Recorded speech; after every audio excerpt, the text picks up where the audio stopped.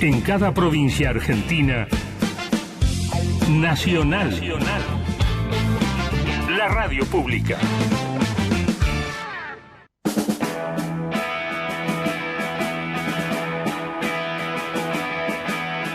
Ahora comienza Derechos Humanos por Nacional.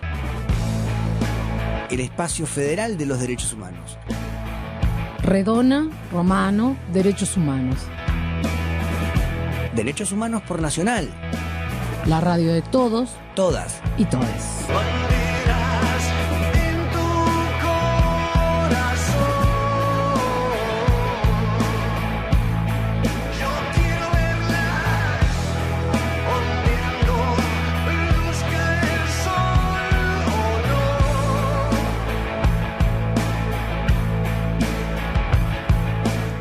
Muy buenos días a todas, todos y todes, aquí a toda la oyentada de Radio Nacional, una emisión más de Derechos Humanos por Nacional. Son las 12:07 del día 11 de junio de 2022. Hoy no contamos con la presencia de la Negra Redona aquí en el estudio, está un poco pachucha, así que ha decidido quedarse en la casa responsablemente también para evitar contagios y esas cosas, ¿no es cierto?, que justamente están tan en boga en el día de hoy.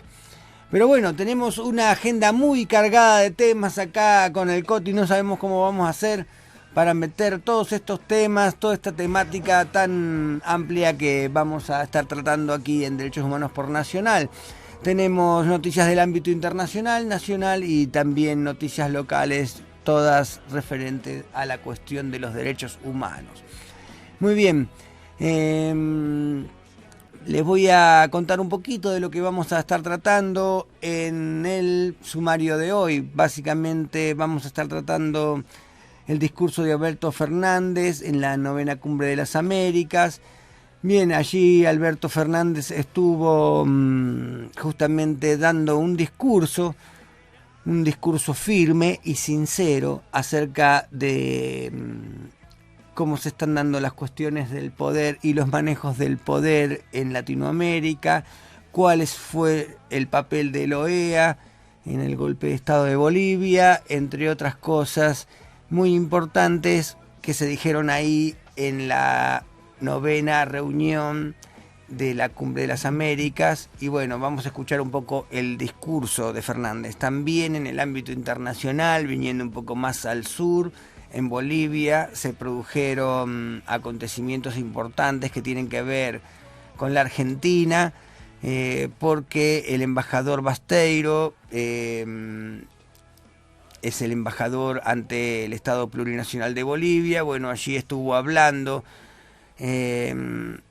porque la justicia boliviana remitió pruebas al Estado argentino, a la justicia argentina, acerca de el tráfico de armas, ¿no es cierto?, y el apoyo de la administración macrista al golpe de Estado y a la dictadura posterior, ¿no es cierto?, que le habíamos enviado armamento, ¿no es cierto?, gas lacrimógeno, 70.000 unidades aproximadamente, y bueno, se remitieron pruebas desde la justicia boliviana y estuvo hablando justamente Basteiro al respecto. También otra reunión importante que hubo, pero ya en nuestro país, viniendo hacia el orden local, digamos, se juntaron los empresarios en una reunión, los 20 años de AEA, la Asociación Empresaria Argentina, y allí justamente Federico Braun, el titular de la Anónima, se refirió justamente a la conducta de los empresarios de la alimentación con respecto a la situación que estamos atravesando, y Martí Guzmán le respondió con certeza, ¿no? Todo eso estamos hablando. También en el plano local vamos a estar tocando la cuestión referente a la justicia. Resulta que ¿se acuerda usted del escándalo de Olivos?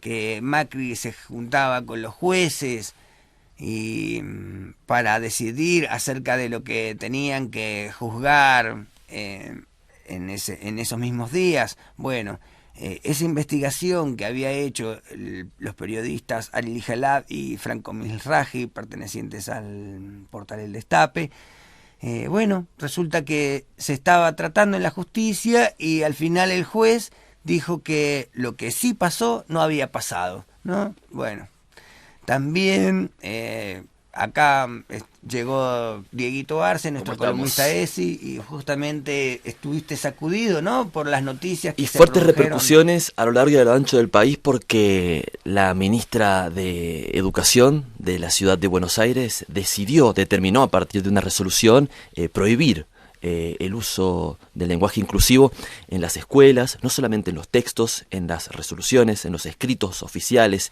institucionales, lo cual desató, te imaginarás tú, una batahola a lo largo y ancho del país, porque pone de manifiesto nuevamente una cuestión de derechos.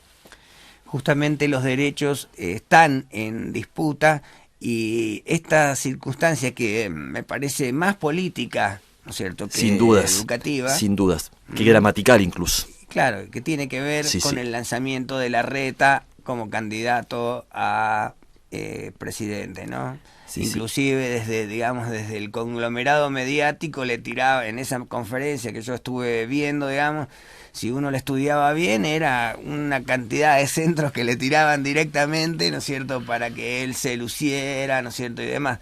Pero también dejó entrever claramente, ¿no es cierto?, el autoritarismo que se aplica, ¿no es cierto?, en la escuela pública en Capital Federal. Sin dudas, y fueron varios los gremios que salieron a responderle, y bueno, vamos a estar hablando un poco de eso en la columna seguramente. Sí, y también le salió a responder el ministro de Educación de la Nación, Jaime Persic, y también vamos a estar escuchando ese tema. Exactamente. Por otro lado, también estuvieron la marcha 2304 de Madres de Plaza de Mayo, y bueno, Eve de Bonafini se refirió a un tema que nosotros estuvimos tratando aquí en nuestro estudio, como es el chineo, y que de alguna forma muestra que estábamos en una dirección correcta con respecto a las informaciones que le estamos dando a la oyentada de San Luis. Exactamente.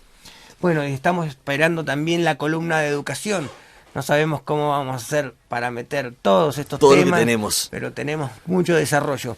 Coti, póngase un poquito de la musiquita que tenemos allí y vamos a pasar al ámbito internacional con Fernández allí en la OEA en Los Ángeles. Escuchemos un poquito de música y de ahí venimos.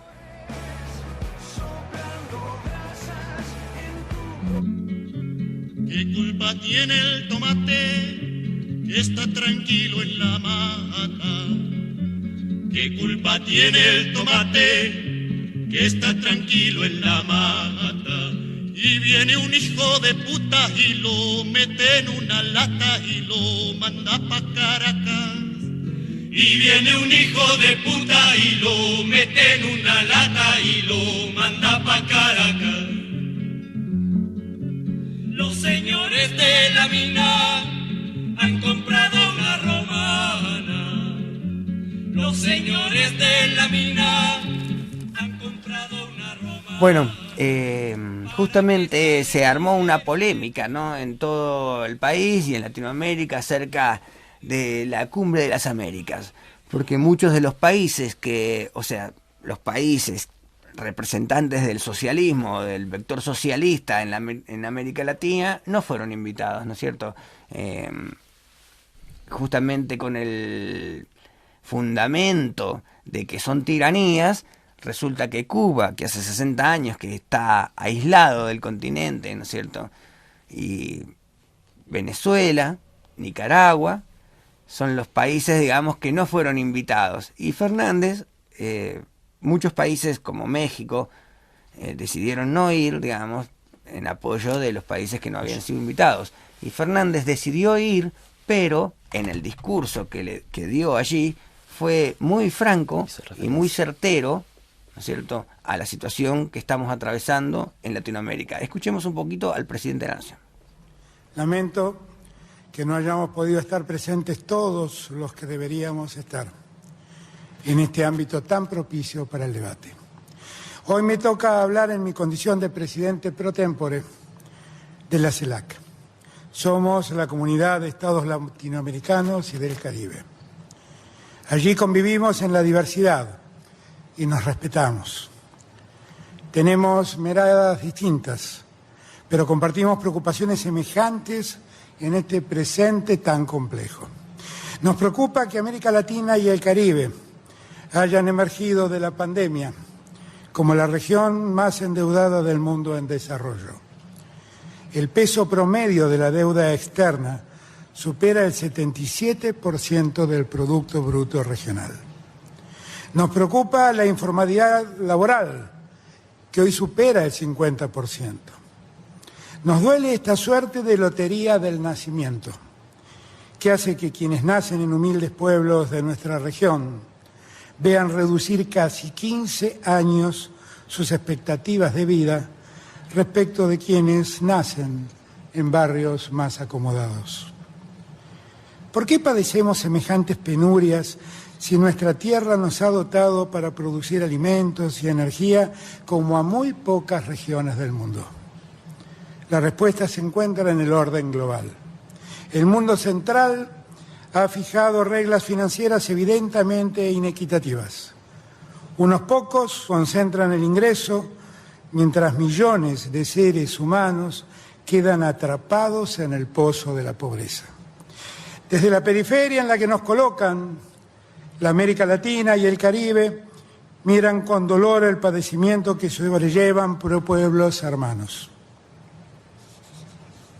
Cuba soporta un bloqueo de más de 6 décadas impuesto en los años de la Guerra Fría. Y Venezuela tolera otro, mientras que una pandemia que asola a la humanidad arrastra consigo millones de vidas. Con medidas de este tipo se busca condicionar a los gobiernos, pero en los hechos solo se lastima a los pueblos. Definitivamente hubiésemos querido otra cumbre de las Américas. El silencio de los ausentes nos interpela. Para que esto no vuelva a suceder, quisiera dejar sentado para el futuro que el hecho de ser país anfitrión de la cumbre no otorga la capacidad de imponer el derecho de admisión sobre los países miembros del continente. El diálogo en la diversidad es el mejor instrumento para promover la democracia y la lucha contra la desigualdad. Presidente Biden, estoy seguro de que es momento de abrirse de modo fraterno en pos de favorecer intereses comunes. Los años previos a su llegada al gobierno de los Estados Unidos de América estuvieron signados por una política inmensamente dañina para nuestra región, desplegada por una administración que lo precedió. Es hora de que esas políticas cambien y los daños se reparen. Se ha utilizado a la OEA como un gendarme que facilitó un golpe de Estado en Bolivia. Se han apropiado de la conducción del Banco Interamericano de Desarrollo, que históricamente estuvo en manos latinoamericanas. Fueron desbaratadas las acciones de acercamiento a Cuba en las que el Papa Francisco medió, que habían significado avances logrados por la administración de Barack Obama mientras usted era su vicepresidente. La intervención del gobierno de Donald Trump ante el Fondo Monetario Internacional fue decisiva para facilitar un endeudamiento insostenible en favor de un gobierno argentino en decadencia. Lo hizo con el solo propósito de impedir lo que acabó siendo el triunfo electoral de nuestra fuerza política. Por tamaña indecencia sufre hoy todo el pueblo argentino. Bueno, justamente categorizaba, ¿no?, de indecencia ese préstamo que se le había hecho a la Argentina, ¿no es cierto?, por parte del Fondo Monetario Internacional y impulsado, ¿no es cierto?, por el gobierno en ese momento de los Estados Unidos, que inclusive, como decía Fernández, se quedó con la presidencia del Banco Interamericano de Desarrollo, ¿no es cierto?, que siempre le correspondía a los latinoamericanos, ¿no es cierto? De alguna forma, un planteo que deja sentada la posición del Estado argentino con respecto ¿no es cierto?, a la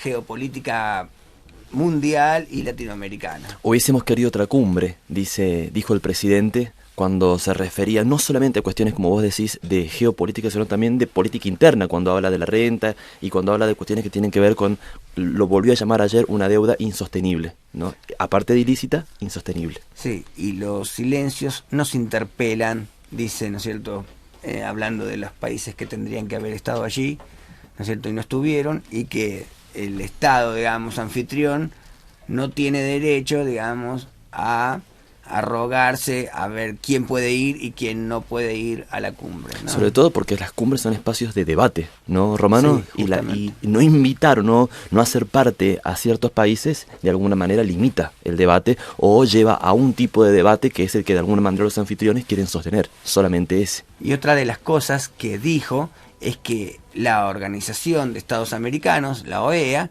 no se podía convertir en el gendarme como fue en el caso de Bolivia, ¿no es cierto? Y ahora tuvimos noticias acerca de Bolivia porque Áñez fue condenada a 10 años de prisión, exactamente. Lo leímos esta mañana y lo vamos a compartir ahora a lo largo del programa. Y por otro lado, llegaron a la Argentina pruebas acerca del tráfico de armas que sirvieron para la represión en Sencata y Sacaba, ¿verdad? Exactamente.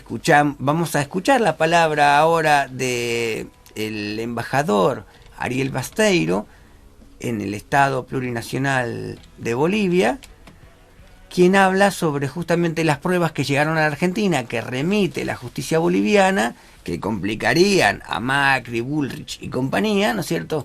Y que de paso van a engrosar las causas, que va mucho más rápido en el Estado boliviano. Escuchemos al embajador Ariel Basteiro. Se envió una muy importante documentación, entre ellas la que sí toma relevancia es la confirmación de la aparición de 40.000 municiones que hasta el momento no se habían encontrado. Recordemos que en noviembre pasado en un depósito de la policía se habían encontrado 26.900 de esas municiones de las 70.000, del total de las 70.000 que había enviado el gobierno Macri y Bullrich aquí a la dictadura de Áñez, y hoy ahora aparece la documentación que respalda que las otras 40.000 que habían generado la nota de agradecimiento del general Terceros Lara a la embajada, al embajador de Macri aquí en Bolivia,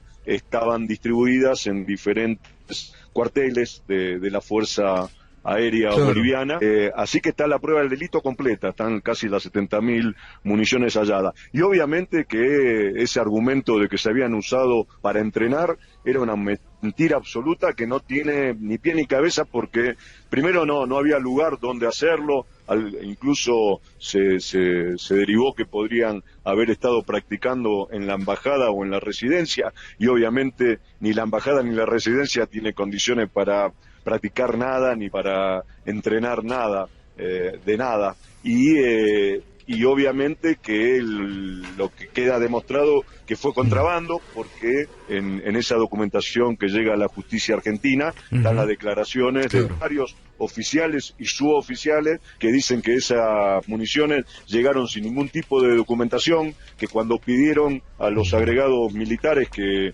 estaban también durante el gobierno de Macri acá en Bolivia algún remito, alguna instancia de qué era lo que estaba llegando, le dijeron que no había ningún tipo de documentación, que esto llegaba así, que se la quedaran como estaban, y eso forzó a las autoridades bolivianas, ya sea de Fuerza Aérea o de Policía, a sentar en esa misma noche, hacer un reconto del armamento que llegaba, y a partir de ahí es lo que hoy se está entregando. Así que confirma lo que dijimos del principio, que había habido contrabando, que estaban las 70.000 municiones en poder de la policía y de la Fuerza Aérea, y que esta investigación, abre acá ya la confirmación de que quizás en poco tiempo la justicia boliviana no solamente determine que sí existió contrabando, tráfico de armas aquí en Bolivia, y va a llevarse seguramente con una sentencia mayor de la que ya le corresponde a Terceros Lara por haber sido partícipe en el golpe de Estado específicamente, algunos años más por este contrabando. Y ahora quieres volver, pero tómate el palo. Y ahora tómatelo. Y ahora tómate el palo. Y ahora tómate... Bueno, escuchábamos un poco lo que decía ahí el embajador, ¿no es cierto?, en Bolivia, y las pruebas contundentes acerca de cómo el gobierno de Macri colaboró con el golpe de Estado, ¿no? Tenemos que darle la bienvenida aquí a nuestra invitada, Daniela Calderón, que ha llegado, invitada por La Negra, que la tenemos acá. Que es una forma de tenerla también. Una forma de tenerla, sí, una forma de tenerla. Que La Negra había hecho tanta fuerza. Hace varios programas te voy a decir que La Negra está tratando de que llegues aquí al estudio mayor de Radio Nacional. Y bueno, justamente cuando pudiste venir, ella está un poco enfermita y no está.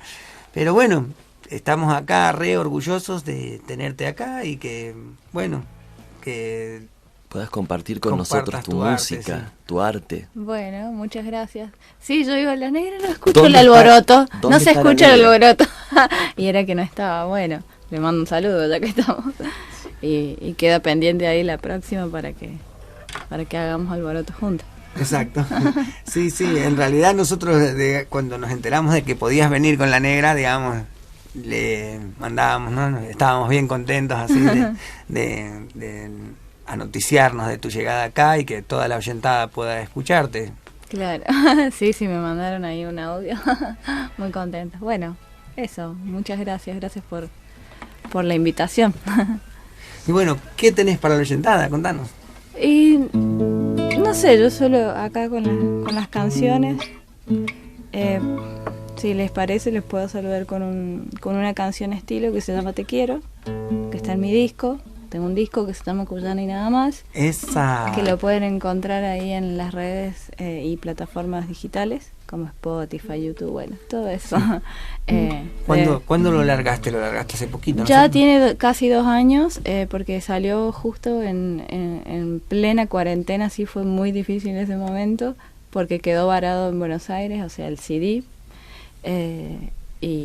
y el lanzamiento de manera digital fue a fines del 2020, así que era todo, es un disco salido plenamente en pandemia, y sobre todo en la peor parte, ¿no? En lo que fue la cuarentena tan larga. El encierro. Sí, así que la difusión fue desde adentro de mi casa, o sea, toda la cuestión de difusión, no pude salir. Una cuestión que sobre la que después va a haber que escribir mucho, sí. Porque tanto la actividad de los artistas como el público se reformuló en pandemia, ¿no? Y como se tejieron otros lazos y otra forma de conectarse. Muy difícil, me imagino.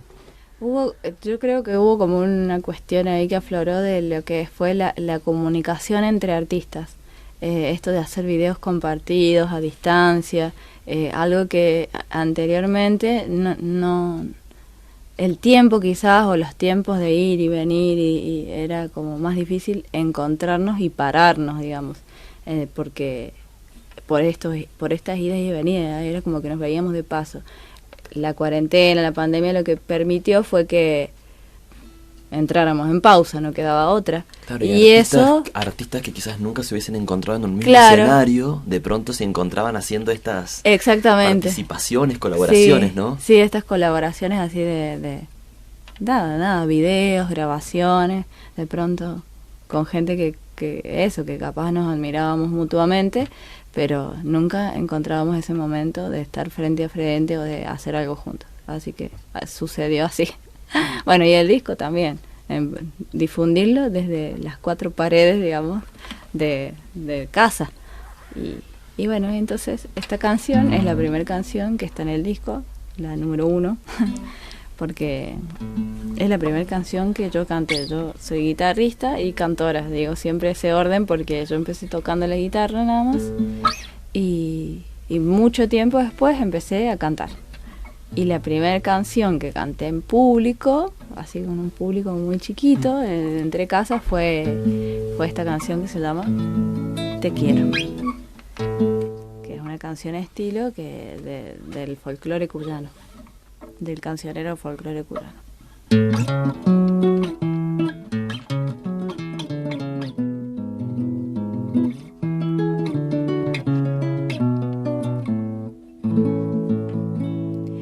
Las rosas de tu cariño, tan rojas como ayer fueron, de la noche a la mañana se han vuelto color del tiempo. Ese amarillo de muerte que es el color del desprecio. Mis rosas están lozanas y tan rojas como el fuego, porque aunque tú no me quieras, yo igual te sigo queriendo.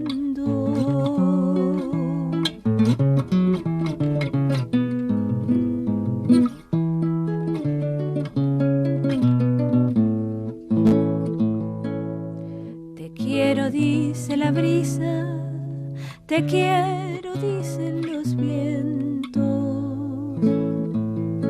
Si alguien me preguntara, mi vida, ¿por qué te quiero? Le diré porque me nace, porque te llevo en mi cuerpo, porque la sangre me impulsa a sentir lo que yo siento, porque ya te presentía antes de nacer, yo creo.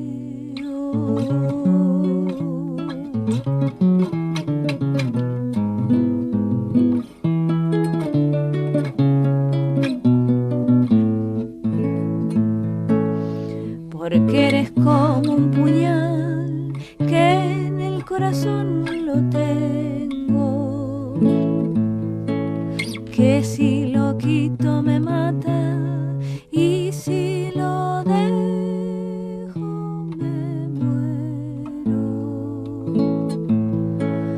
Pero yo igual te querré, mi vida después de muerto, porque el alma que es eterna ha de volver del silencio para decirle a la tuya, alma, te sigo queriendo.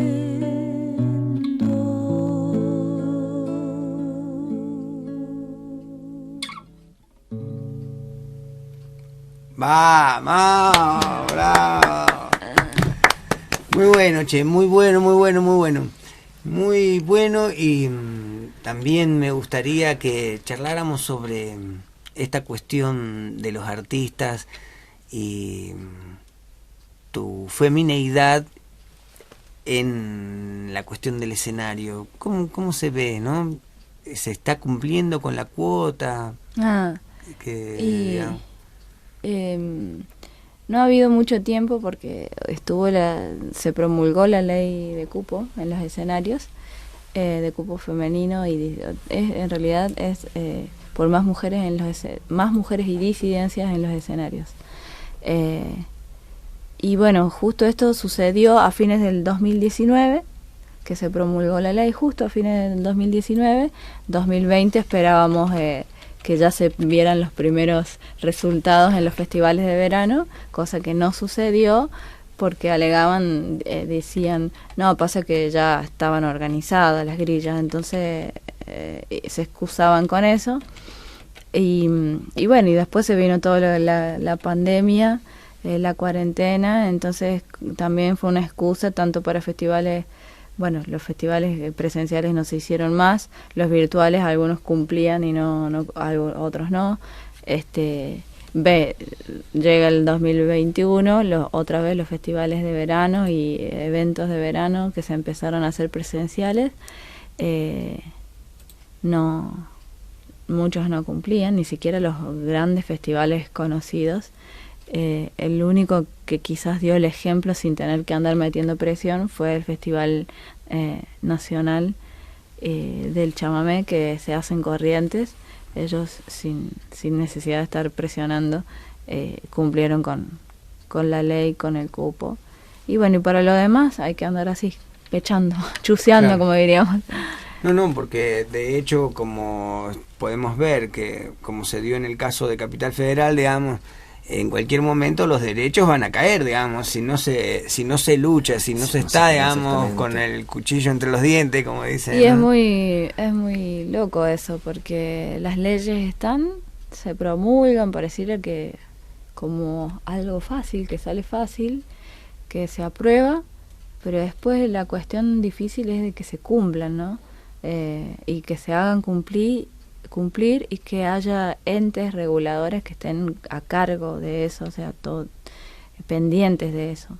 Y esto es lo que pasa como debe pasar y como pasa realmente con un montón de leyes y normativas que están ahí como suspendidas. Hay gente que nos está escuchando y que no debe saber de qué estamos hablando, ¿no? Porque no todo el mundo sabe que existe una ley, que es la número 27.539, que exige un 30%, ¿no? Un 30% sí, de participación de mujeres en los festivales, y que, como dice la compañera, lejos de haber quizás cambiado la situación de las mujeres a lo largo y ancho del país, no son solamente los entes, sino los mismos medios de comunicación que muchas veces no ayudan de alguna manera a que esto se visibilice, y siguen sosteniendo lógicas de que a los escenarios, a los festivales, los dirigen los hombres. Y bueno, yo expuse justamente en enero esta situación porque empecé a ver lo de los festivales, y yo enviando propuestas como todos los años, como para esas épocas. Eventos hay todo el año, lo que pasa es que hay como claro, la mayoría, en verano. Claro, la mayoría son en verano. Entonces hice como expuse eso en mis redes sociales, esta cuestión, y la gente lamentablemente habla y opina porque es gratis y sin informarse, o sea, prefiere agredir, sí, encima en las redes sí, es como que gratis, sí, no claro, sé, es eso, no se comparte el esa espacio, cuestión deliberada, así como que sí, digo y hago cualquier cosa no me importa, sin y informarme, va sin sentimiento y dicen sí, cualquier pavada, muchas veces eso es muy decimos, loco. Incluso, ahí ¿no? Fue cuando yo no me sentí mal por las agresiones que recibí, sino por darme cuenta de cuánta intolerancia y cuánta agresión hay en la sociedad hacia cosas, y siempre hablando desde lo desconocido, o sea, desde la ignorancia, porque se toman el tiempo de emitir una opinión así gigante, pero no se toman el tiempo de ir a ver qué dice la ley. La ley dice el 30%, que no es nada, porque si nos ponemos a pensar, nosotros no nos pueden partir al medio. Entonces, por ejemplo, si hay 4 varones, tiene que haber un número que donde haya una mujer, o una banda que tenga mujeres. Y recordemos que la ley llega como un remedio, como de alguna forma, una forma de arreglar una situación de desigualdad, gracias. O sea, llega a tratar de emparchar esa situación, y que está poniendo un cupo del 30%, ni siquiera de igualdad. Claro, digamos, porque ¿cierto? si piensan en una grilla de 10, 3 nada más. Exactamente. Y encima después nos damos cuenta, en esta cuestión que se hizo nacional, una cadena de mujeres disidencias luchando por esto, porque ya no da para más la situación, trabajando, invirtiendo, estudiando y todo, y no logrando casi nada. Entonces se pide o se empieza a exigir una ley, que se creara una ley para que exigiera esto, pero no es tan, o sea, sí, dio alegría que la aprobaran y que la tuvieran en cuenta y la promulgaran, pero no es tanto una conquista, porque no tendría que haber una ley, tendría que ser por sentido común, digamos, de que los números deberían estar equiparados, pero no. Pensados no sucede. de otro lugar, tendríamos que poder pienso, ¿no? No tendría que haber tantas trabas, ¿sí?, para que las mujeres y disidencias puedan acceder a los escenarios, porque pareciera ser que los caminos para algunas personas son más difíciles que para otros, ¿no? Que para otras, y para otros. Quiero, digamos, generar un paralelismo. Me da la sensación ante la situación de ir al supermercado y decir, che, está la ley de góndolas, ¿dónde están las cosas que no están, digamos? ¿No es cierto? Está la ley de cupo, ¿por qué no se ejecuta? Cada vez que uno intenta hacer cumplir esa ley, es como un camino cuesta arriba a la vez, ¿no es cierto? Tiene que salir a pelearse con la gente, a salir a pelearse con el del súper, o a salir a pelearse con el del espectáculo. Queda o uno pelear mal con gente que en realidad no es la responsable, sino que lamentablemente es la gente que tiene que poner la cara y queda como, claro, ¿qué pasa? Y después también recibir agresiones, me pasó eso, porque empiezan a decir, claro, ahora van a ser privilegiados, han sido siempre los varones. Dice, ahora porque hay una ley va a subir cualquiera, claro, que no tiene talento, que no sé qué, ¿por qué no van a hacerla no sé dónde? Y hagan las cosas por talento, no porque una ley las ampara. Y yo pensaba, y pensábamos, ¿no?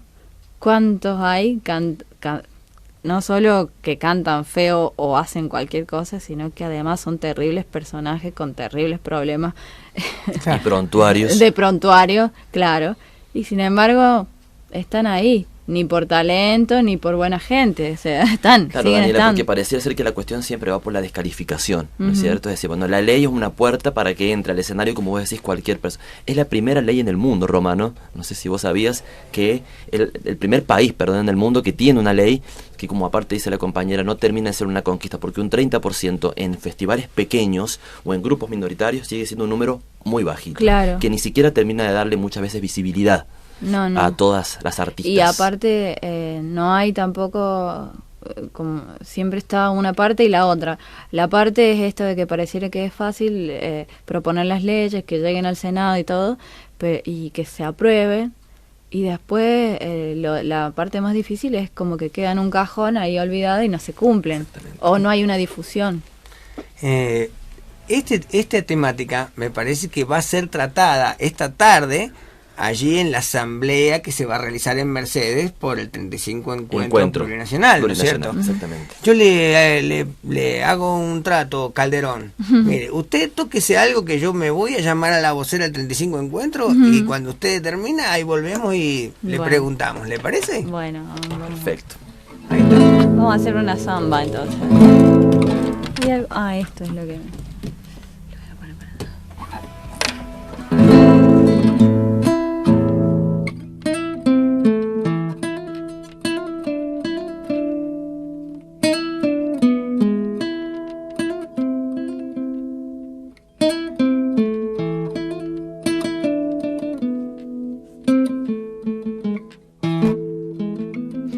El sol cae sangrando en su puesta, entre bayonetas del cañaveral, sobre un verde poncho de maloja, pisan mis ojotas en duro traquear. Sobre un verde poncho de maloja, pisan mis ojotas en duro traquear.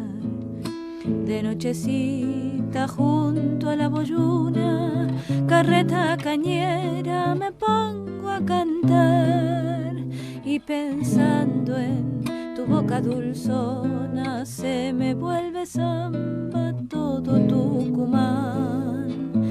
Y pensando en tu boca dulzona se me vuelve samba todo Tucumán. Ay, Tucumana, esos ojos tuyos, si ellos son tu orgullo, mío lo son más. Y en las noches parecen cocuyos, chispeando sus luces en la oscuridad. Y en las noches parecen cocuyos, chispeando sus luces en la oscuridad.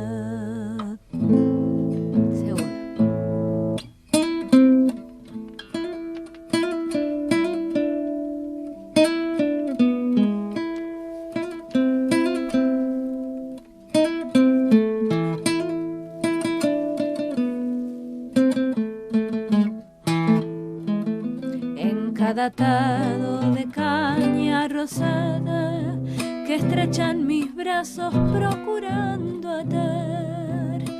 Me parece sentir que abrazara tu propia cintura, mi palomita. Me parece sentir que abrazara tu propia cintura, mi palomita. Y cuando me vaya sin buscar la huella, volveré a tu rancho que está en el sausal, y en un hilo de luna cumbreña ataré el lucero que hay en tu mirar, y en un hilo de luna cumbreña ataré el lucero que hay en tu mirar. Ay, tucumana, esos ojos tuyos, si ellos son tu orgullo, mío lo son más, y en las noches parecen cocuyos chispeando sus luces en la oscuridad. Y en las noches parecen cocuyos chispeando sus luces en la oscuridad. Pero muy bien. Bonito. Vino la samba y nosotros también vamos a pagar, porque yo tenía que pagar con información, y del otro lado de la línea la tenemos a Nechi Rubio, que nos va a contar acerca del 35 encuentro y la asamblea que se está por desarrollar esta tarde en Mercedes. Bien. Nechi, ¿estás allí? Sí estoy, ¿me escuchás? Sí, perfecto. Bueno, contanos un poco. Estoy en el auto y por ahí se corta. Bueno, contanos un poco, porque me imagino que te está yendo para allá, ¿no es cierto? Para el lado de las Mercedes. Exactamente, estoy en viaje. Y bueno, entonces... Bueno, te cuento rápido, digamos. Como comisión organizadora del 35 encuentro, todos los meses hacemos asambleas para seguir definiendo las acciones en pos del 35 encuentro en octubre. Y siempre hay cuestiones que acordar, porque bueno, hay muchas cuestiones que tenemos que tener en cuenta en relación a recursos y medios que necesitamos para garantizar ese encuentro. Y esto es lo que hablamos en las asambleas, acordamos en las asambleas, a partir de los informes de cada comisión que integra la comisión organizadora. Y además hay un hecho importante que se ha sucedido en estos últimos días, que es un pedido de hay otro grupo, digamos, que plantea también un encuentro, pero en el mes de noviembre, con algunas diferencias que siempre se han planteado, que siempre han sido más políticas que otra cosa, y no se tienen en cuenta los objetivos fundamentales de estos encuentros que hace 35 años se realizan, y que por primera vez se van a realizar en San Luis, y hay un pedido de unidad para un solo encuentro, que es lo que vamos a discutir hoy. Ajá. Nechi, me parece que se está trabajando también, que va a haber muchos números artísticos, ¿no es cierto? Se estaba trabajando en la logística de eso. Acá la tenemos a Daniela Calderón con la guitarra, mire que le estábamos prometiendo noticias. Si ella quisiera participar, claro. ¿Cómo hace para...? Sí, va a haber, por eso va a haber, ahí hay en los medios nuestros, en la página nuestra, a todas hay una comisión de cultura, hay una página donde todos aquellos que hacen música, cultura, etcétera, sobre todo si son mujeres, se pueden inscribir para participar. Y ya está el formulario de inscripción en nuestra página, así que decirle a Daniela que ella puede inscribirse ahora. Ah, bueno, perfecto. Entonces, esta tarde, ¿a dónde es puntualmente para las chicas y las disidencias que quieran ir? En el Palacio de los Deportes. Ajá, ¿a partir de qué hora? Ahora a partir de las 2 de la tarde, así que por eso estoy... En una hora más, sí. Estamos allí, y las mujeres y las disidencias están tramando un encuentro plurinacional, aquí en el territorio de San Luis. Y de las disidencias también. Así es. Por primera vez en San Luis. Sí. Bueno, muchísimas gracias y éxitos allí en la asamblea. Un beso a la negra y que se mejore pronto. Se mejore pronto. Y bueno, ¿le parece que sigamos con el desarrollo de la información? Me gustaría a mí comentarle a la gente sobre la cuestión del escándalo de Olivos, ¿no es cierto? Porque resulta que se realizó una investigación entre dos periodistas, Ariel Jalab y Franco Milraji, del portal El Destape, y descubrieron que Mauricio Macri se reunía con jueces justo cuando estaban por sacar fallos estratégicos. En teoría era jugar al tenis, Romano. Sí, al pádel. Al pádel. Dice que iba a jugar al pádel. Y bueno, mientras Borinsky se juntó con Macri como 16 veces, y Hornos lo hizo otras 12 veces, ¿no es cierto? Resulta que el juez de la causa ahora no encontró nada. Absolutamente nada. Absolutamente no hay nada. A pesar de que los mismos reconocieron de que sí habían estado.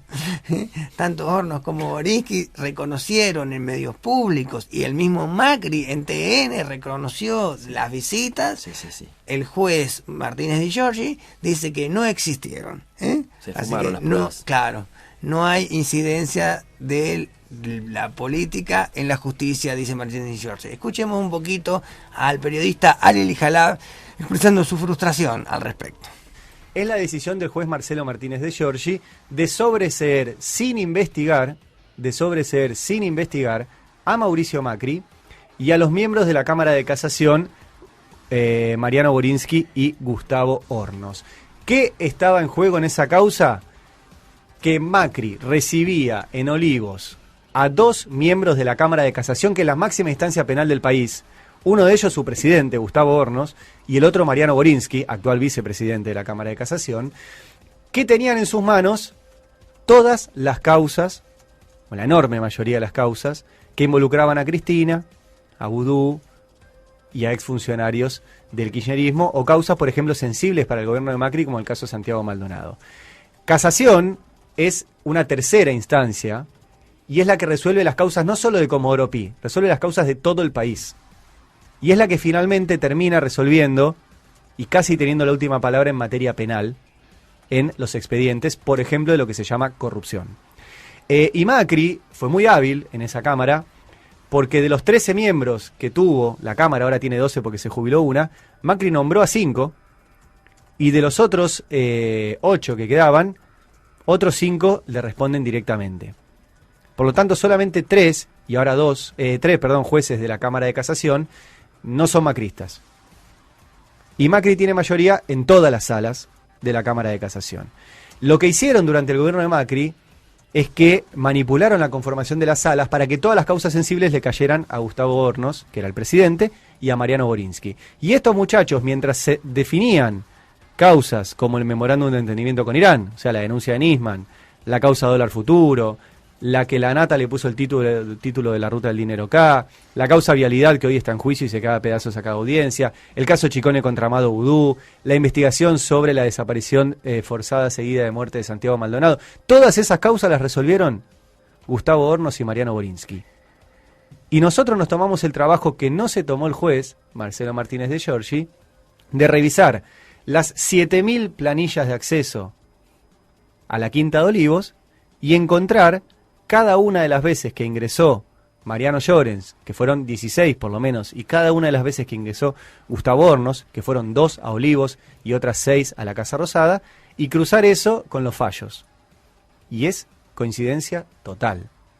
Cada vez que se reunían con Macri, los tipos después decidían algo en una causa. Cada vez. El juez Marcelo Martínez de Giorgi dice que esas reuniones no existieron. Así lo puso en el fallo. Fueron inexistentes. Y a nosotros lo reconoció Borinsky, que nos dijo que él fue, lo reconoció Macri en TN, y están las planillas que nosotros conseguimos por un pedido de acceso a la información pública de la Casa Militar, con el sello de Casa Militar, o sea que es un documento oficial, con el nombre de Mariano Borinsky, con el DNI de Mariano Borinsky, con el auto de Mariano Borinsky, con la patente de Mariano Borinsky, con el horario de ingreso de Mariano Borinsky, con el horario de salida de Mariano Borinsky. Y nosotros las publicamos. Bueno, las publicaron, sin embargo, a pesar de que es información pública que está, digamos, el juez se da el lujo de decir que no existe. Pero parece una cosa de locos, porque inclusive uno de los jueces lo había reconocido, ¿no? Nos había están tomando el pelo. Parece una cosa de locos. Y Macri. Igual. Él lo había reconocido en una entrevista en TN con 2 periodistas, lo recuerdo fantástico. Gauna era una de ellas, que bueno, él decía que sí, que había pasado, pero en un contexto de amigos, ¿no? Como un encuentro como vos y yo nos podemos juntar a tomar un mate. Justo después que nosotros nos juntamos, vos que suceden sos cosas. teóricamente el juez, acá, ¿no es cierto? Bueno, la resolución. Otra de las cosas que pasaron, que fueron bastante vergonzosas, fue la reunión que se realizó en Buenos Aires de la Asociación de Empresaria Argentina. Allí, Brown habla sobre su visión del país y aparte sobre lo que hace él en las situaciones de remarcación. ¿Qué hace en esas situaciones? Lo hace remarcando todos los días y lo hace, digamos, a las carcajadas, ¿no? Porque le da gracia, y no solo que le da gracia a él, sino que también le hace gracia a todo el grupo que estaba allí, ¿no es cierto? Escuchemos un poquito lo que dice Federico Brown, el titular de La Anónima, acerca de por qué aumenta los precios y cómo lo hace él en las situaciones de inflación. Somos un fracaso si miramos la brecha que hay entre lo que somos y lo que todo el mundo imaginó hace 70, 80 años que íbamos a hacer. Entonces, quizás sean las oportunidades, las tantas oportunidades que tenemos, que sean el problema. Recuerdo un expresidente que dijo que estamos condenados al éxito. Yo le preguntaría a cualquiera de ustedes si creen que estamos condenados al éxito o que más bien estamos condenados al fracaso. Yo espero que no estemos condenados al fracaso, pero si tuviera que hacer una apuesta, no sé si me inclino más porque estamos condenados al fracaso que al éxito. El país tiene que tener una estrategia, tiene que tener un rumbo claro. Y si hay un país que yo creo que claramente no tiene un rumbo claro, es la Argentina. Claramente la Argentina, en muchas decisiones uno ve que no se toman las decisiones correctas por tener un modelo de país en la cabeza de los argentinos mucho más, yo no diría, en el medio entre el capitalismo y el comunismo. El comunismo yo lo defino como que el Estado es el dueño de los medios de producción. Y yo le doy una pregunta a Brown. ¿Qué hace La Anónima con la inflación? Remarca precios todos los días. En el año 2020 fue incluido este caballero como uno de los 50 argentinos más ricos del mundo, con una fortuna que en aquel momento era de 320 millones de dólares, y así con total descaro expresa, ¿no? Que La Anónima, mientras hay gente que no tiene para comer, se encarga de remarcar precios todos los días. Y bueno, justamente la presidenta Fernández de Kirchner, la presidenta del Senado, retuitea una nota de página 12 que le hace en su momento, cuando él, digamos, se sincera diciendo, che, nosotros en la época de Alfonsín la pasamos re bien, mientras la gente, digamos, estaba muriendo de hambre, ellos, digamos, pagaban a 60 días y remarcaban todos los días, ¿no es cierto? Y él era no un rey, sino un emperador, decía, ¿no es cierto? Escuchemos al ministro de Economía, Martín Guzmán, sí, antes del noticiero, es cortito, y que habla sobre eso y le responde. Hay un problema claro de expectativas. En una economía que por tanto tiempo ha padecido estos problemas, si todo el mundo empieza a decir, yo espero que la inflación sea cualquier cosa, entonces remarco en base a esa expectativa y todos hacen lo mismo, terminamos con una inflación más alta. Entonces, que el roticero de mi barrio diga, bueno, yo tengo que remarcar los precios porque me suben los costos, es algo muy lógico. Pero que empresarios grandes, con responsabilidad en la coordinación que tenemos como sociedad, se rían de una situación de remarcación de precios, me parece que es es algo que debería dar vergüenza. Debería dar vergüenza, no debería dar risa. Acá tenemos un problema que es un problema de todos y lo tenemos que resolver entre todos. El gobierno está haciendo su parte.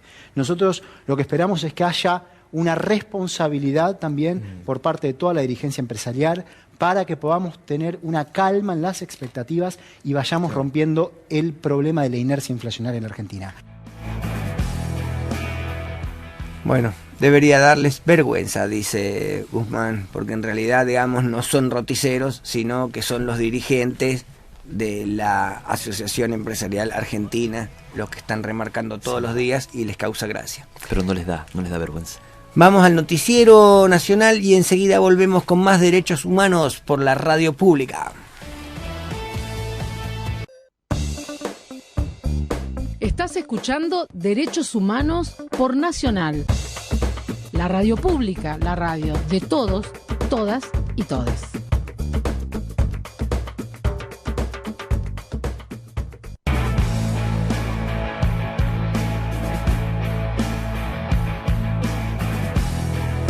Bueno, y volvemos al último bloque aquí de Derechos Humanos por Nacional, la última media hora, y estamos aquí vamos a dar apertura a la columna educativa. ¿Le parece? Me parece perfecto. Tenemos al especialista Arturo, ¿sí? Arturo Gómez, que nos viene a comentar sobre un par de cuestiones interesantes que han sucedido y que siguen sucediendo. En primer lugar, la situación actual del caso de Victoria Nafa. ¿Nos comentás, por favor, Arturo? Bueno, sí, ¿qué tal? Buen día, buenas tardes ya. Buenas tardes. Buen sábado. Gracias como siempre por el espacio, porque dar a difundir estas cosas ayudan muchísimo. Bueno, lo que sucedió fue que la justicia, en la causa penal, directamente las compañeras quedaron, la causa cayó. Quedaron libres, digamos. Quedaron libres, ¿sí? Ellas podían tener de 5 a 10 años de cárcel efectiva, ¿no es cierto?, con la causa que había armado, que había impulsado el rectorado. Estamos hablando de la Universidad de Río Negro, ¿no? Universidad de Río Negro, por una causa en 2018 donde estas docentes habían participado de una toma universitaria, como las más de 100 tomas que hubieron a lo largo y a lo ancho del país durante ese año, ¿sí?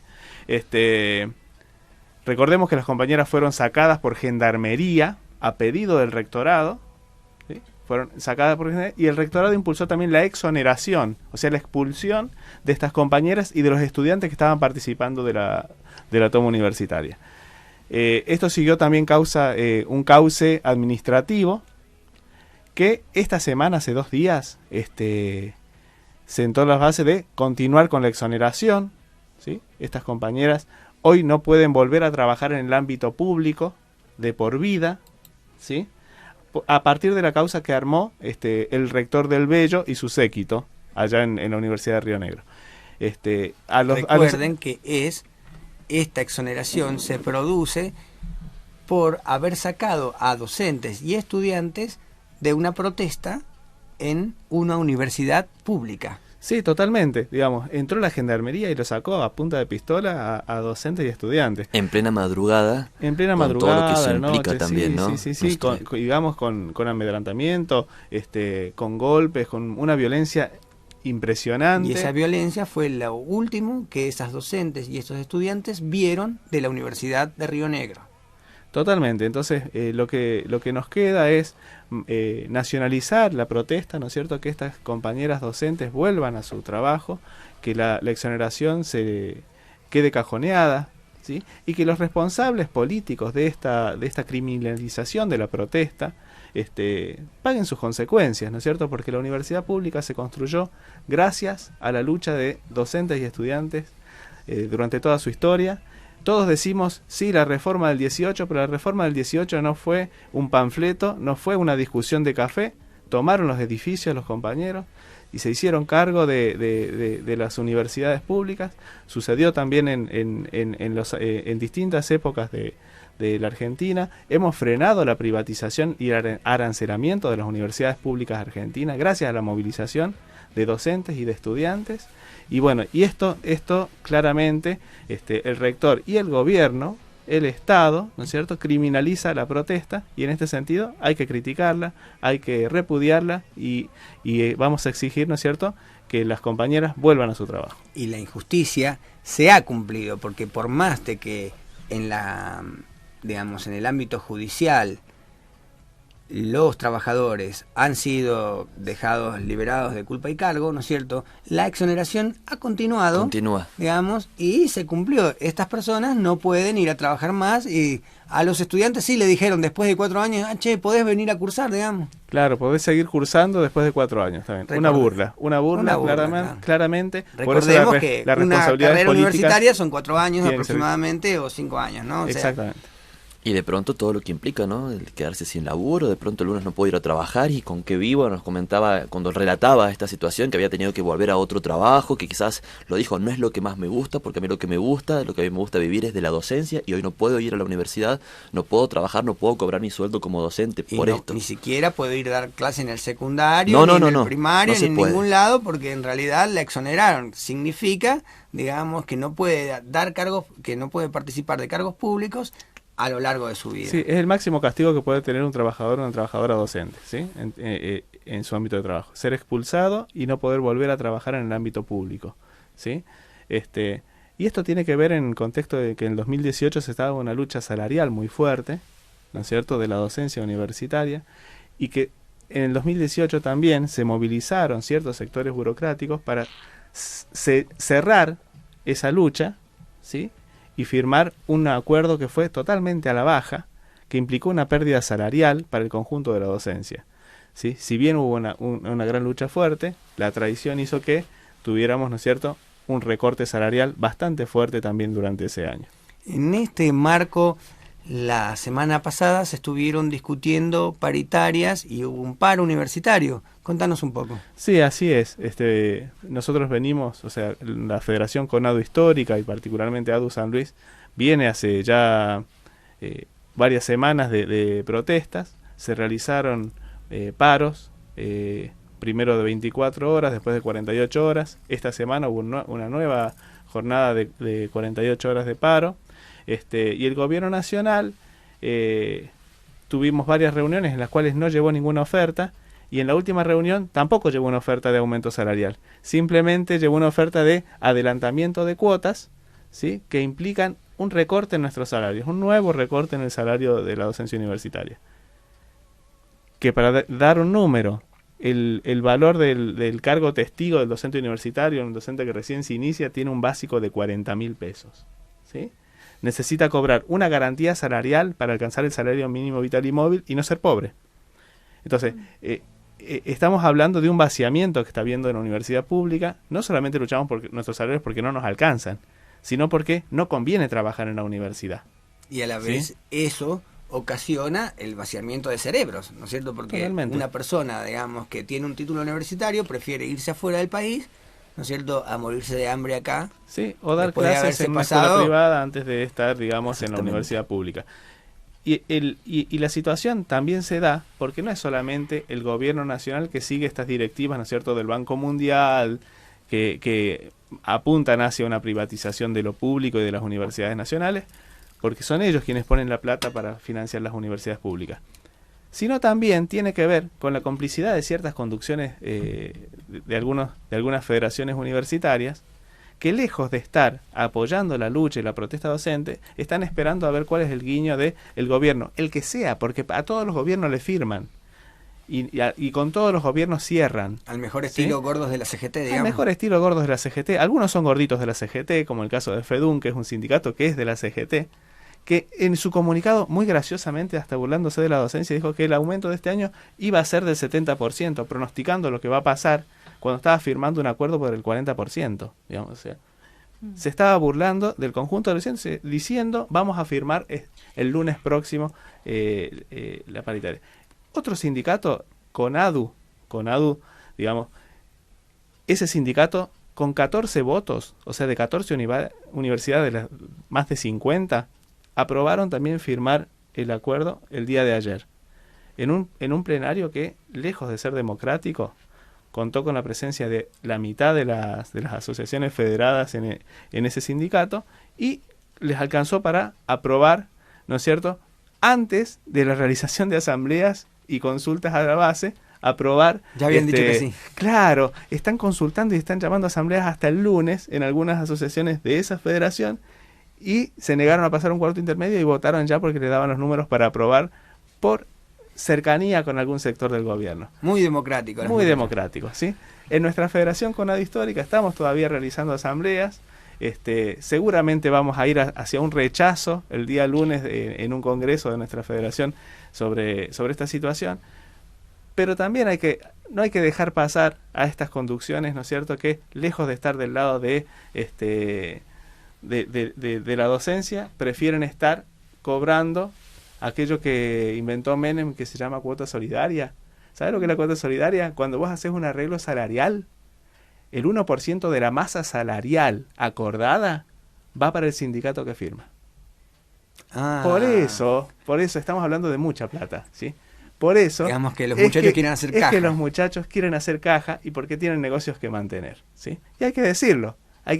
Firman por plata, entonces, lejos de las espaldas del conjunto de la docencia, esas conducciones tienen que ser repudiadas porque tienen que explicar por qué firmaron con 14 votitos algo que implica un recorte salarial de hecho.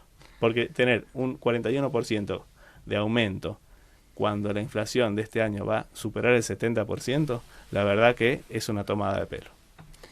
Bueno, otro de los temas que estuvo tallando aquí en el ámbito educativo es la cuestión del lenguaje inclusivo, ¿no? Y estuvimos charlando acá entre todas la mesa, porque justamente Daniela Calderón también es docente, ¿no es cierto, Dani? Así es, de inicial. Ahora no estoy ejerciendo, pero hasta el 2019 estuve dando... he trabajado en muchos jardines, porque nunca conseguí un cargo fijo, sino suplencias. Siempre preferí trabajar en escuela pública también. Y después conseguí como unas suplencias por excepcionalidad que se llaman, en llamado abierto, dando clases como profe de música en primaria y en jardín, en distintas escuelas también. Para ponernos en sintonía de esto que estamos hablando, del lenguaje inclusivo, la diputada Ofelia Fernández lo explica muy cortito, para los grandes, para los chicos, para les grandes, para les chicas, para todos, de qué se trata el lenguaje inclusivo. Lo escuchamos, señor operador, por favor. Sí, te voy a contar qué es el lenguaje inclusivo. El lenguaje inclusivo es una práctica lingüística que evita ser sexista. Esto tiene que ver con entender que el lenguaje es un fiel reflejo de lo que pasa en la sociedad. Entonces, si hay desigualdad social...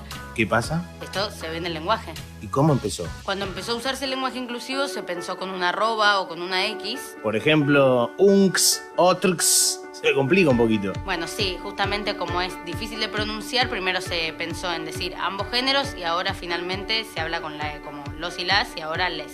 ¿Y cómo funciona? La importancia del lenguaje inclusivo es política y del respeto, en definitiva, porque pensar solamente en femenino y en masculino es adherir a un sistema binario en el que un montón de gente, seres humanos, no se sienten representados y representadas y representadas. Tiene que ver con también cuando yo escucho una voz que en principio puede ser femenina o puede ser masculina, no asumir con qué género se identifica y usar la E para no vulnerar su derecho a elegir su propia identidad. Hay personas que somos cis, que nacemos con un sexo y nuestra identidad de género coincide y la gente nos percibe de esa manera, pero hay personas que no son cis, que son trans, no binarias, entre un amplio abanico que existe y hay que ir construyendo desde el lenguaje, que puede ser pequeño, pero es una cosa importante, el respeto y la tolerancia con que eso exista y que se desarrolle libremente. Claro, si yo me reconozco varón heterosexual es porque tengo el cis fácil. Perdón. Otra vez. El lenguaje es dinámico y las sociedades eligen qué conforma su lenguaje. Ya si hay gente hablando de una manera, eso forma parte del lenguaje. Como vos decís, arre o cualquiera de esas palabras que son nuevas, nosotros, nosotras y nosotres usamos la E. Sí, la verdad, ¿no? Que se dejen de romper la pelota. No, que tomen una clase de mindfulness que les va a venir bárbaro. Oh, ¿y eso qué es? Vos seguís con tus chistes que te salen divinos.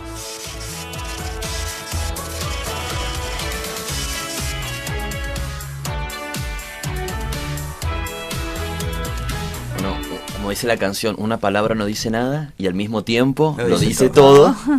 Y bueno, quienes se expresaron abiertamente en una pequeña conferencia de prensa fueron el jefe de gobierno de la ciudad de Buenos Aires, Horacio Rodríguez Larreta, junto con su ministra de Educación, quienes prohibieron a partir de una resolución el uso del lenguaje inclusivo, digo entre comillas inclusivo, porque podríamos pensar hasta inclusive que ese nombre podría ser repensado, y prohibieron en el uso de carpetas, cuadernos, notas a las casas, a las familias, en las carteleras incluso, ¿no? En los boletines, en todo lo que tenga que ver con la institución educativa, la prohibición, por así decirlo, del uso de este lenguaje. Tenemos el audio, si quiere lo escuchamos a Larreta ahí. Cuando explicaba por los motivos. No quiere decir, se prohíbe, pero está implícito. Pero se prohíbe. Hoy estamos sumando una medida más, con la idea de simplificar la forma en que los chicos aprenden y sobre todo de la forma en que van incorporando el lenguaje. La idea es ordenar el uso de la arroba, de la X, de la E, en el momento de la enseñanza y estableciendo una guía de prácticas, de recomendaciones para comunicar inclusivamente. Por eso es muy importante aclarar bien y simplificar el aprendizaje para que los contenidos que los chicos aprendan sea de la forma más clara posible. O sea, a partir de ahora, los docentes en la Ciudad de Buenos Aires tienen que respetar las reglas del idioma español, tanto cuando están al frente del aula como cuando se dirigen en comunicaciones a los chicos o a sus familias. Tienen que respetar el idioma español.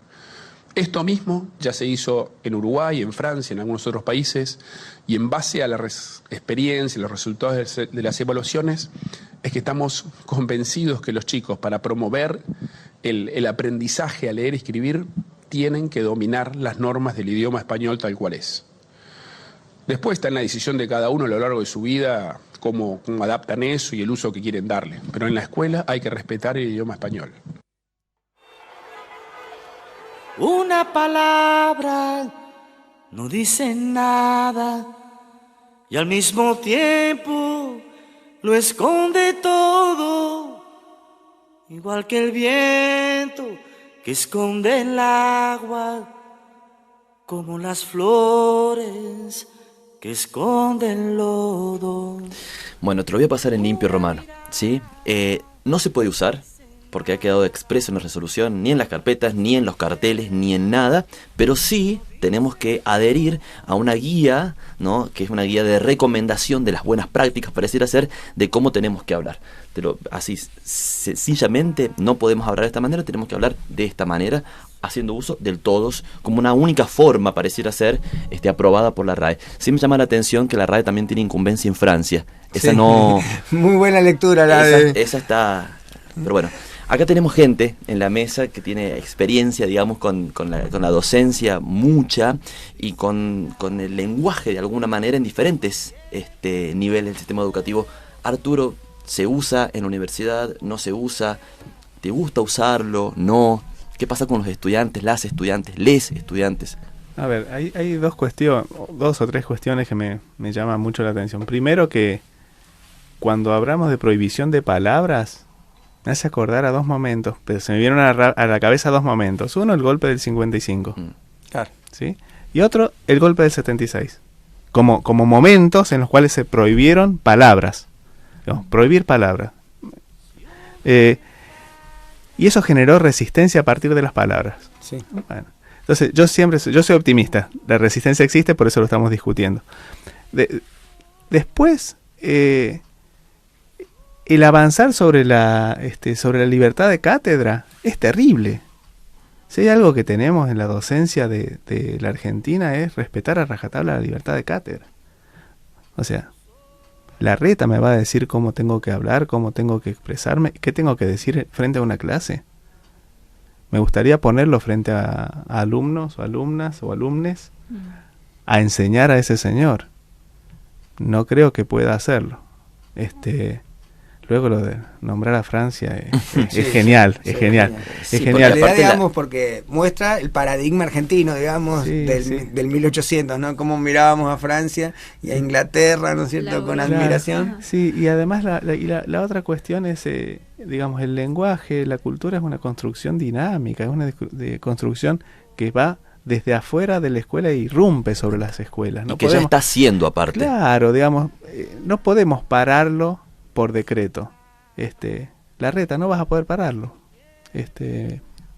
Y me parece que van a tener que repensar esta situación, y creo que es una situación de discriminación fuertísima, y que raya la ilegalidad. Entonces, en este sentido, me parece que yo pienso que habría que movilizarse contra esto e impedir que esto sea norma. Sin duda, porque aparte el uso del lenguaje inclusivo / alternativo, ¿sí? Me parece que es una cuestión mucho más política que gramatical, ¿no? Yo hablo de esta manera porque entiendo que hay gente que no es nombrada, que no es mencionada, y en la medida en que no sea mencionada muchas veces en el discurso, tampoco lo es en otros aspectos. Aparte de ser una cuestión de atentar contra la libertad de cátedra, también suena a persecución política, ¿no? A aquellos docentes que tienen una mirada sobre sus estudiantes que quizás no es la misma que la de 1800 y pico, ¿no? Así que eso es como para poder pensarlo también. Y tenemos y como de alguna manera el docente va a tener que readecuar su discurso dentro del aula, porque mientras anteriormente, por ejemplo, hasta el año pasado mantenía un lenguaje inclusivo, ahora, digamos, va a tener que quedar haciendo chilenita en el aire, como se dice popularmente, ¿no es cierto? Sí. Yo también recién decía alternativo porque no es obligatorio, porque lo puede usar quien quiera, claro, porque nadie tiene la obligación de usarlo. Es alternativo porque como todas las cuestiones que han sido alternativas no le han puesto, digamos, un revólver a nadie en la cabeza. Yo hago uso de este lenguaje porque políticamente entiendo que, porque yo siento que estoy reconociendo o siento que este lenguaje de alguna manera me incluye, me reconoce. Entonces, como para poder pensarlo. Daniela es profe de nivel inicial y recién mencionabas algo de cómo ustedes fueron pensando o repensando al interior de los jardincitos, ¿sí? Las formas de comunicarse con las familias, sí, y demás. Se empezó a exponer esa problemática de que en principio pensar la familia como de construir esta forma tradicional de decir la familia es papá, mamá y 2 hermanos, por ejemplo. Entonces decir familia puede tener distintas formas. Y porque esa es la realidad en la escuela, en los alumnos, las alumnas, que la familia sea solamente su mamá, solamente su papá, o sus abuelos, o bueno, entonces era como distintas formas de familia. Entonces ya, por ejemplo, en la notita, ya no nos hacía ruido poner querida mamá, querido papá, o tutor, señor tutor, a quien corresponda, o sea, era como muy formal, decir, claro, familia, querida familia, y bueno, como eso hace sentir quizás a los niños ahí de una manera también incluida, porque se daban cuenta que ya su familia estaba como incluida, ¿no? Porque decir, porque también pasan estas cosas, yo no tengo hermanos, no tengo mamá. No, señor, yo no tengo mamá. Y vos te quedas como reacción ante eso. O no tengo papá. O no, bueno, y no quiero ni mencionar la cantidad de casos muy dolorosos. Entonces, buscar formas. Y también adhiero a esta cuestión alternativa. Yo no aplico casi el lenguaje inclusivo, pero siento respeto. Y también siento, muchas personas sienten que es una cuestión que si lo usás es porque adherís a tal partido político o a tal ideología, pero a ver qué pasa con las personas jóvenes, adolescentes, niños, niñas, como le quieran nombrar, que no andan pensando en política ni ideología, sino directamente lo vienen aplicando. ¿Cómo se frena eso? Porque así como no hemos podido frenar y cada uno elige, yo por ejemplo elijo no usar el arre, pero tampoco me hago problema por escucharlo porque se escucha todo el tiempo, o el joya, cuando apareció la palabra joya esto, o manso, yo no me gusta usarlo, es más, mucha gente como le causa gracia que yo hable como habla, me gusta mucho las formas de antes, como hablaba mi abuela, por ejemplo, pero porque usaban palabras que a mí me resultan bonitas. Entonces, qué sé yo, por ahí en vez de decir estás triste, estás afligido, ¿viste? Me rompí la mano, mi abuela decía, me estropeé el dedo, ¿viste? Era como, y a mí esas palabras me encantaban. Entonces, creo que también es una cuestión de elección, de elegir, es alternativo. Y después, principalmente, respeto. si alguien lo usa. Y eso también enriquece el lenguaje, ¿no? Porque, y con esto cerramos, ¿no?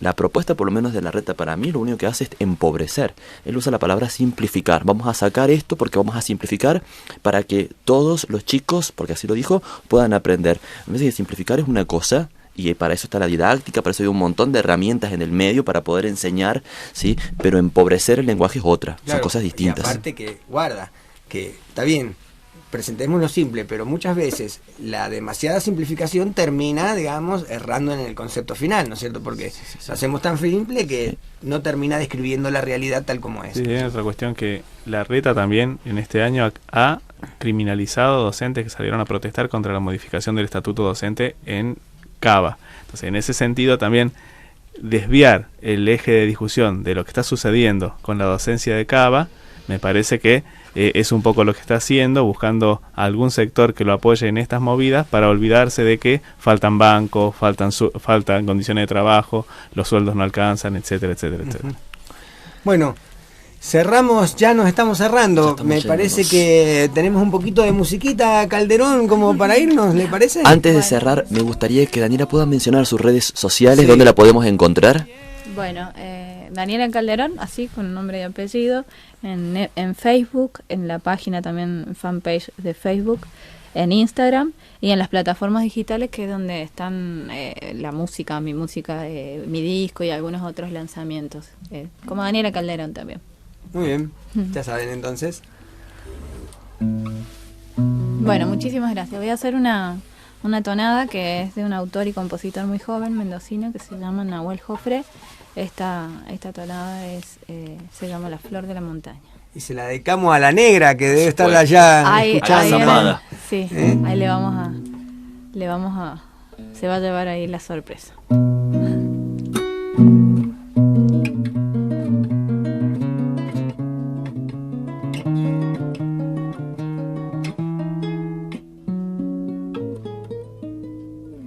Corté una flor de montaña y se me ha muerto en las manos, y se me ha muerto en las manos, y se me ha muerto en las manos, y le he quitado la vida.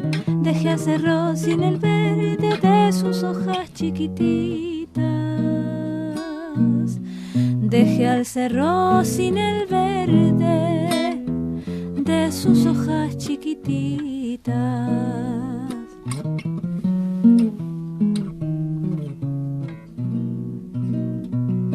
Soy un bosque de chañar, soy madera entre la piedra, soy madera entre la piedra. Fui una semilla en el viento, en el pico de algún pájaro, un árbol guacho algún tiempo, y hoy bosque con mis hermanos. Fui un árbol guacho algún tiempo, y hoy bosque con mis hermanos. Me voy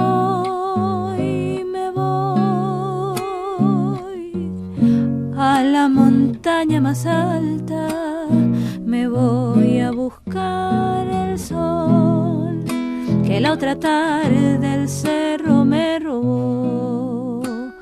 Me voy a buscar el sol que la otra tarde del cerro me robó.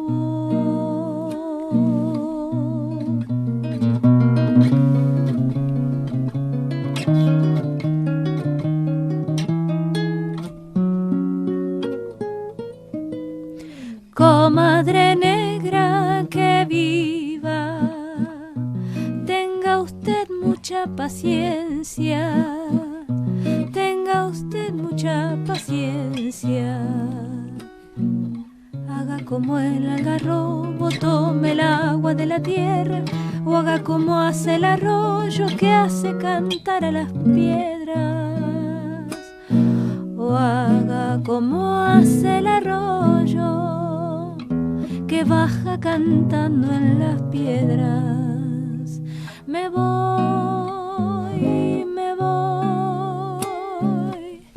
a la montaña más alta, me voy a buscar el sol que la otra tarde del cerro me robó. Me voy a buscar el sol que la otra tarde del cerro me robó.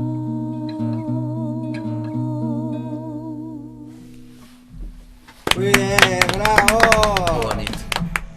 Y bueno, nos estamos yendo. Muchas gracias, Dani, por Gracias, venir acá gracias a y ustedes. compartir tu arte. Gracias por estar acá, Pedro. Bueno, Muchas gracias, Arturo, por estar. estoy pensando en Pedro La acá. gente que está Sí. afuera. Gracias, Romano, por otro sábado de radio. Un beso grande para la Negra Redona. La abrazamos. Gracias a desde Ahí acá. me debe el cogollo. Exacto. Exactamente. Bueno, recuerde que Milagros Salas es presa política hace 2.338 días. Y Pepín Rodríguez Simón hace 550 días que está prófugo de la justicia argentina, íntimo amigo del vicepresidente de la Corte Suprema de Justicia, Rosenblatt. Y en San Luis Y hace un año que seguimos buscando a Guadalupe Lucero. hasta el próximo sábado. No nos olvide de escucharnos, que sin ustedes no somos nada.